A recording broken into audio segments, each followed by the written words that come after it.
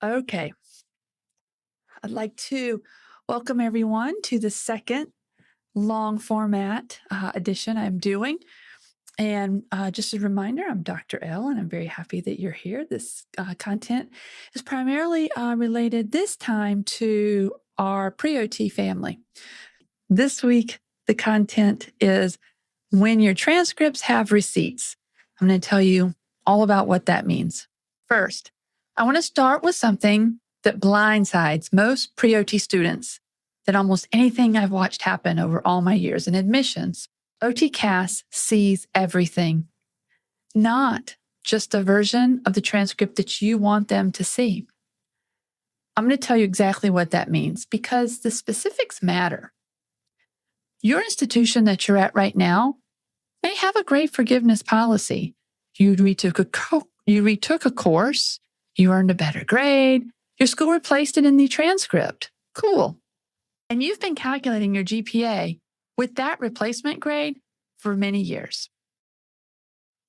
Here's the thing. OTCAS does not use grade forgiveness. It counts all attempts, both grades. The F you replaced with an A, OTCAS shows the reviewers both. Both may occur in your GPA calculation. The C you retook and your school replaced it, OT will show a committee both.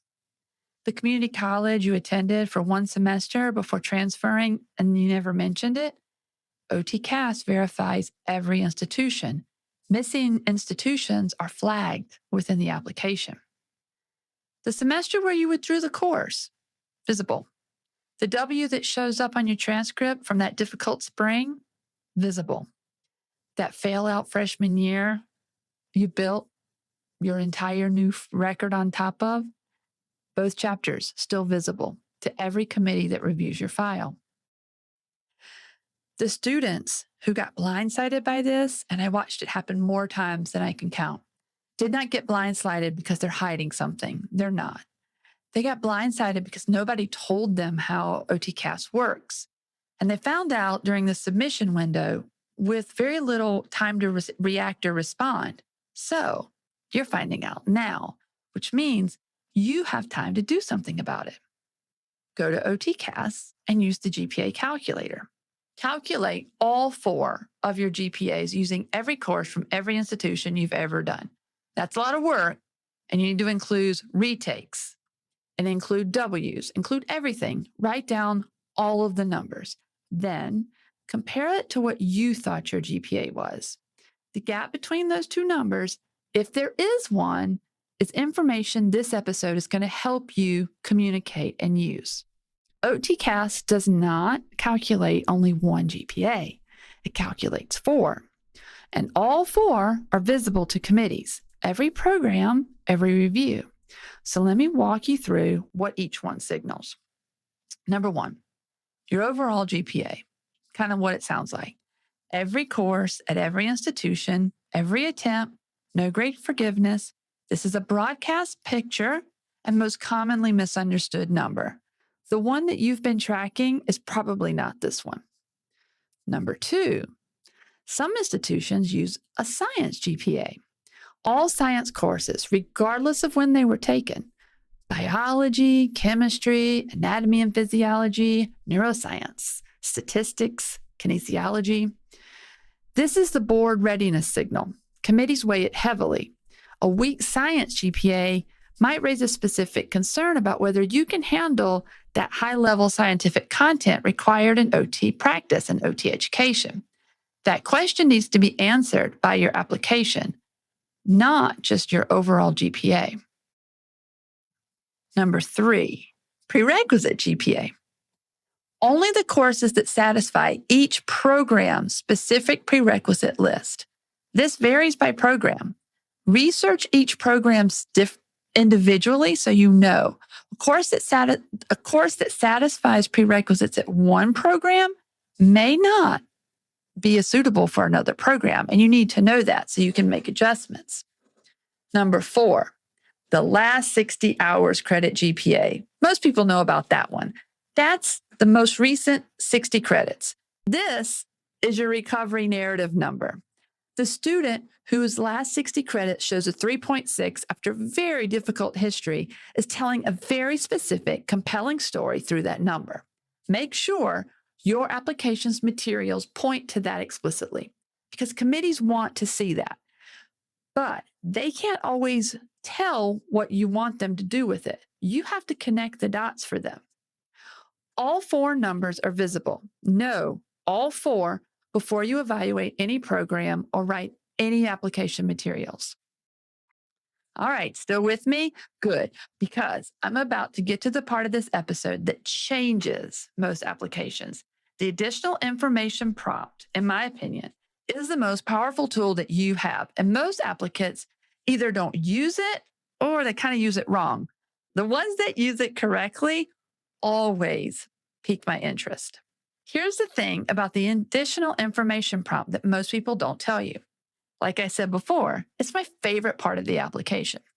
Not because I enjoy watching students explain away bad things. No, it's because by the time I get to the additional information prompt, I've read a personal statement that was workshopped to perfection.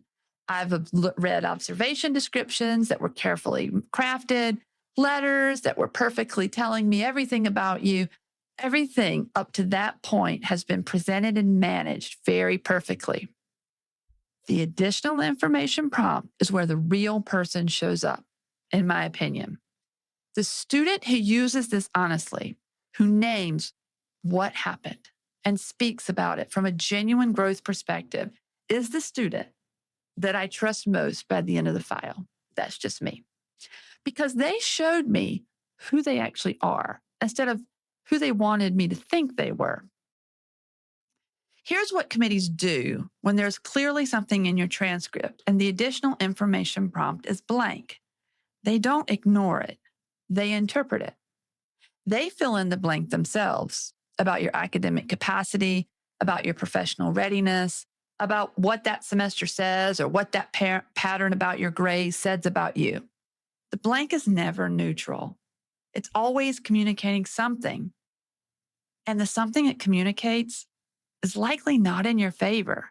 So take control. Use the framework. 3 parts in this order every time. Name it. 1 sentence, direct without softening. My freshman year transcript reflects a period of genuine academic failure. Not, there were some challenges during my freshman year. Not, I encountered some difficulties early in my college career. Name it directly, that 1 sentence. And just as a fun fact, I would actually use that first sentence. My freshman year transcript actually did reflect a period of genuine academic failure. That really happened. So I did actually do this. And then look, I'm an OT, and I've been an OT for a long time, and I am in academia too. So it works out. Now, the next step is put everything in context, 1 or 2 sentences. What happened? Not an extended emotional narrative, not a list of circumstances that degenerate sympathy. What happened? Briefly, honestly, 1 or 2 sentences maximum. You want to know what mine was?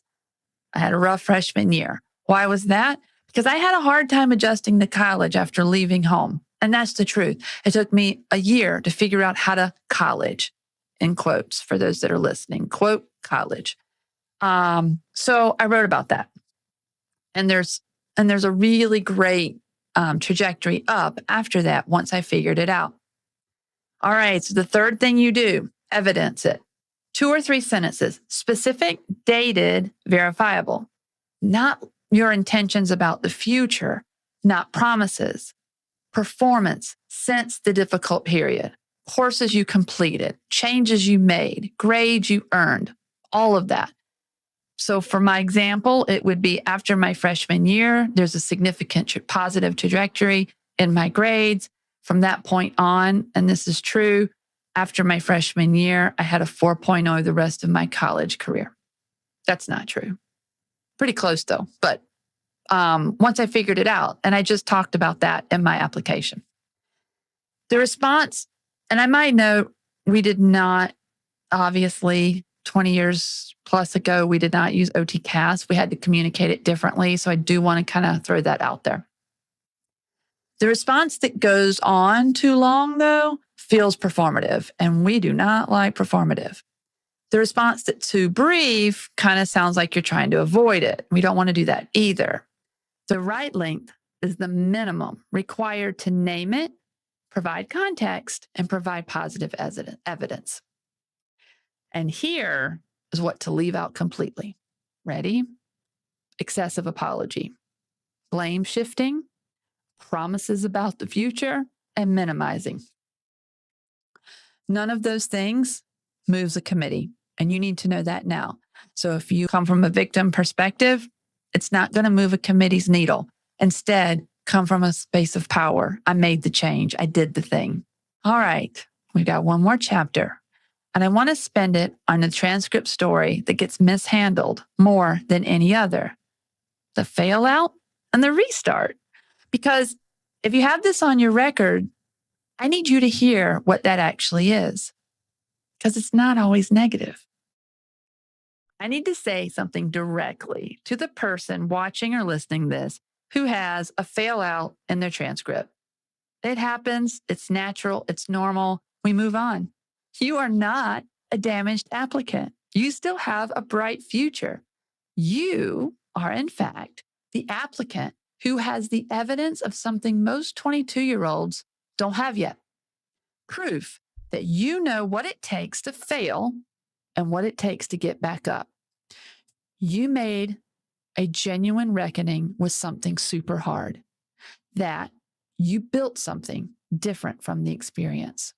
That story is not a liability. It is one of the most compelling application narratives available, and that is if that matters, if it's told correctly. Now, the fail out and restart narrative only works if you address it. Without the address, the committee sees the two chapters and writes their own story about how to connect them. So you went to school, you failed out, and then at some point you went back to school. They will only see that. They won't connect why that was. And they'll create their own narrative. That's natural.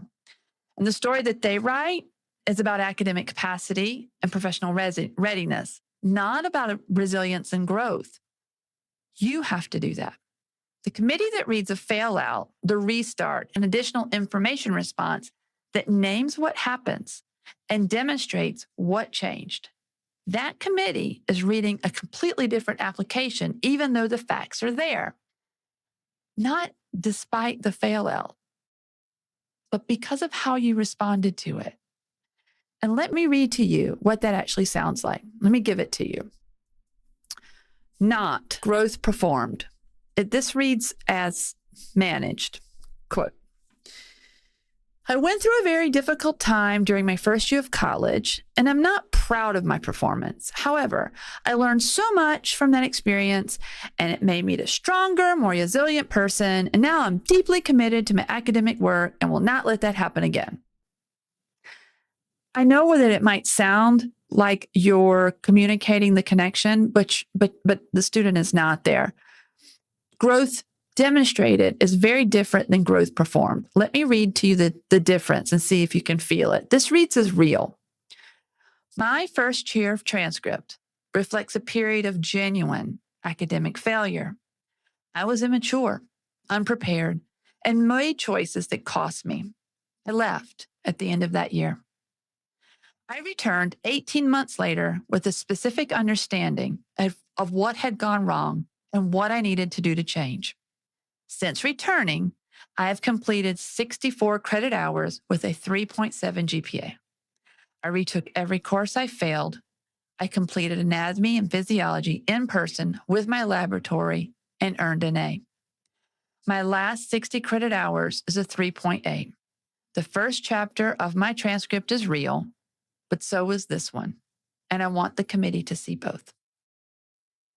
Do you feel the difference? The first one's managed. The second one's reported. One is trying to make me feel something. The other is trusting me to feel it myself. The honest version is almost always shorter and almost always more powerful. I read a fail out restart response once that I still think about. It was these 3 sentences. I failed out of my first year. I spent the following year working full time and figuring out what I actually wanted. I came back and I built a record because I didn't understand something about myself and that I hadn't understood before. That was it. No apology, no extended narrative, no performance. Just 3 sentences that told me everything I needed to know about who this person is. I advocated for the applicant in the committee review. They ultimately were admitted.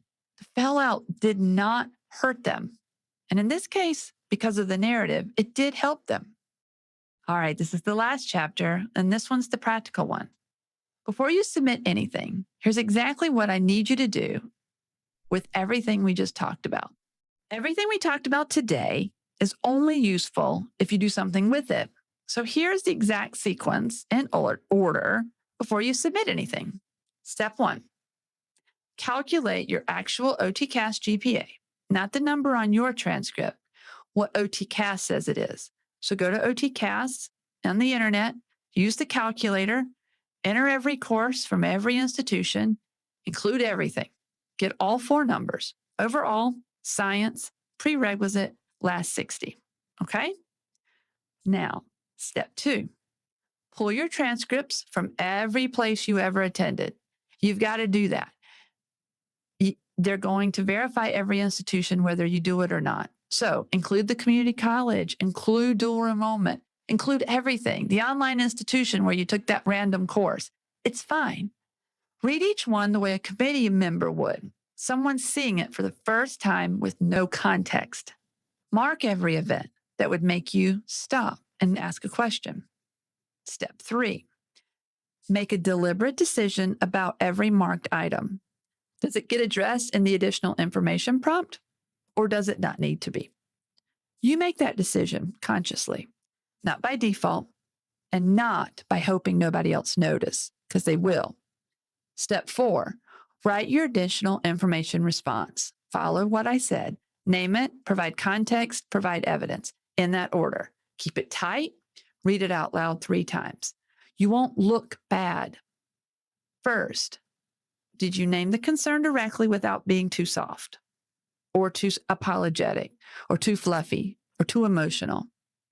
Second, is the context around it brief and factual rather than emotional and extended and woe is me? And the last one, is the evidence specific and verifiable rather than a promise or intention? Rewrite over and over if one of those fail. Okay. Step 5, research your program list against your numbers. Know the different GPA thresholds. Know where your 4 numbers sit against each one. Do not apply to programs where you don't clear the threshold and hope the additional information saves you. The additional information prompt is only read in the holistic review. So your GPA likely has to clear the threshold in many programs. It cannot save an application that never reaches it to the committee's table.